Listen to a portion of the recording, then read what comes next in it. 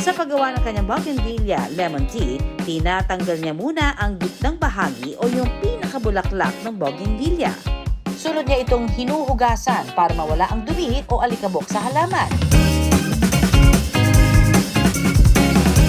Tsaka ito pakukuluan ng 3 hanggang 5 minuto. Sabay dadagdagan ng honey para sa kaunting tamis, tsaka sasalain. Lagyan lang ng yelo at lemon at sa loob lamang ng 5 minuto, ready to serve na ang bougainvillea lemon tea. Nagtatalo ang tamis at asim, pero lasa mo yung honey. Meron po siyang tinatawag na beta-cyanins na isa po siyang chemical na madami po ang benefits nito tulad ng nakaka-help po sa immunity ng katawan. So with that one po, nakaka-help din po sa pag-prevent po ng cancer at saka yung hindi po niya pagdami, no?